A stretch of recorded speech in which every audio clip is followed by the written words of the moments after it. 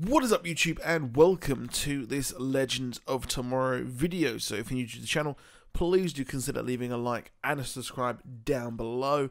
And well, this is it. Legends of Tomorrow has finally returned. I usually do an actual kind of video review, kind of on camera, but I am off to see Black Panther tonight, and unfortunately it wouldn't take enough time to actually export and things like that. So you're getting images in video this time. So the show is back after its winter break, and really I am really excited that the show is back, and it's got Matt Ryan playing John Constantine, that Hellblazer, which we've known for quite some time, and it's really cool that he's actually popped by for a special episode. Really, I absolutely loved him. He was an absolute breath of fresh air on the episode, and really he was the strongest out of everyone in this episode, mainly because, well, he is actually, you know, the guest star, so he's got to be strong on the episode.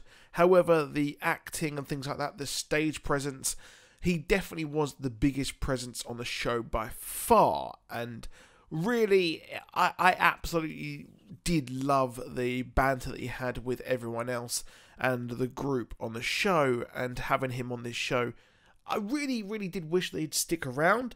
That'd be something which would be really nice. And he had a certain kind of affinity with a lot of the team. He walked in straight off the bat flirting with everyone and anyone in the show, although he did get an encounter with Sarah Lance, and she does get around, that Sarah, and I'm not sure I like the fact that she seems to sleep with absolutely everyone, and it kind of a bit cheapens it a bit, in my opinion. That maybe I'm a bit of a prude, but the fact that she's into Ava, which is something I'm expecting to happen, to get down to something at some point. But Constantine again provides special skills that the legends need, although they didn't know it. So the basic thing about this is the fact that, well, Constantine has heard the name Sarah Lance, and, well, immediately he managed to track down Sarah Lance after he saved her soul, and he's also helped Arrow again in another episode, which is really cool. A nice little kind of nod to everything that's happened so far, and cool team up. And we could have had anyone on the show from previous episodes. However, having someone who's magic based is really important, considering the fact that Mallus is infinitely magic based, so having that really does work. And that's why I thought he was going to stick around, because you've got like many people on the show who are tech based, history based, but having someone who can put down those runes, well, that is incredibly important, isn't it, when you think about it? Although Constantine seemingly got there, and he absolutely loved being on there as he was winking at Citizen Cold. And poor old Rory didn't understand it at all, and they gave Rory something to do on the episode where he's just simply watching his game, which was really funny, and he's not watched a proper game of football for quite a while. So he wanted us to just sit there and enjoy that. But the orphan that was in this Sumner Asylum, which is the same name as Sting from the band The Police, who Constantine's look is actually based on, well, it's Nora Dark. Now, this does fit in really well. It's a really good piece of universe building here, where we do have quite a lot of connections here with other shows, obviously Arrow being the main one. So this is possibly set just after season 4, obviously since 2017, but if you don't watch Arrow, then you won't know the fact that Damien Dark was killed by Arrow, and her mother was also killed as well, leaving her an orphan.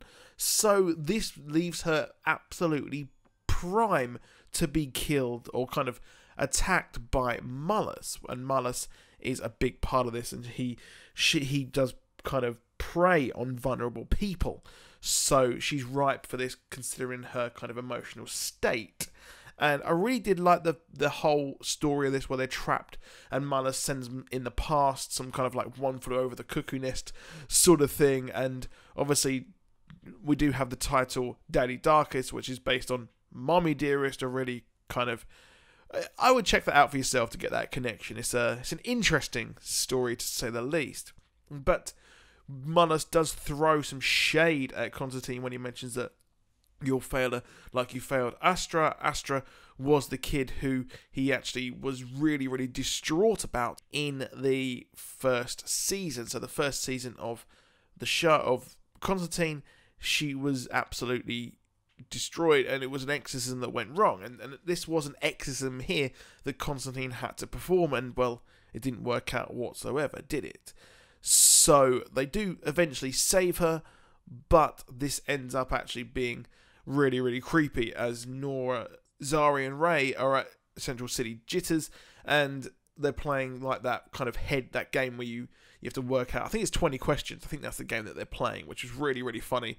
And we see Ray singing Oklahoma. We know that he loves musicals, of course, and Oklahoma is a fantastic musical and actually made Hugh Jackman, so go and check that out if you get a chance. But it didn't work out whatsoever, and we do see Damien Dark pop in, so it's a bit weird how he pops up and turns in, and, well, Nora's whole thing is that she needs to save Damien Dark. She needs to kind of do what she did in the previous episodes and rebirth him, I guess, or kind of resurrect him, I guess would be the better term there for that. And Mallus he is the big bad. He is pure CGI. We won't see him for quite a while. So the voice acting by John Noble is absolutely stellar, but he's scared of Zari. We're not sure why, but we know that she's one of the 6.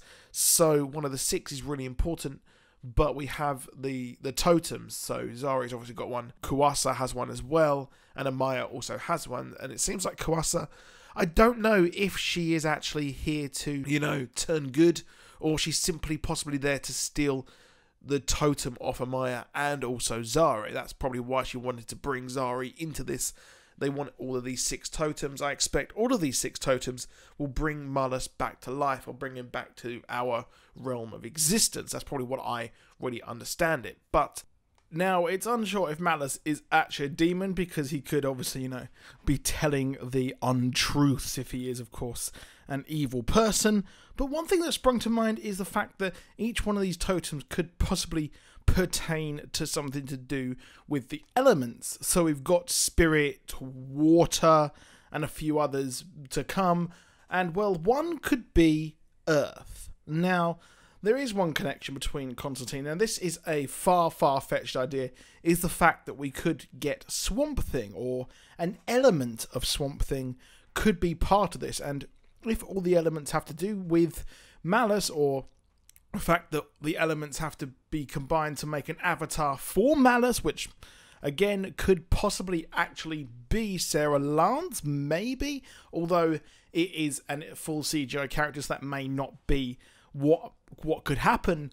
But the fact that the green is a big thing, the earth is a big thing, and, well, what if Swamp Thing is involved with one of these? I know it's a long shot, but it's just a naughty little idea I was thinking of today as well. So Nora is taken by the Order. It's not quite clear who this could actually be. The Order is a very generic term for a cult who worship a demon or a entity. Now, obviously, there is possibly the idea that it could be the Order of St. Dumas, which is a kind of Templar splinter group. Obviously, you did have Azrael, who was involved with that big Batman character. Probably not that. There is the Lords of Order and the Lords of Chaos. One of the Lords of Order did give Dr. Fate his helmet as well. So, yeah, there's quite a big thing there. I think it's just a generic term. I expect we'll find out more about who they are as time goes by. But that is it for this video. Please do drop a like. Please do subscribe. And I'll see you soon. Goodbye.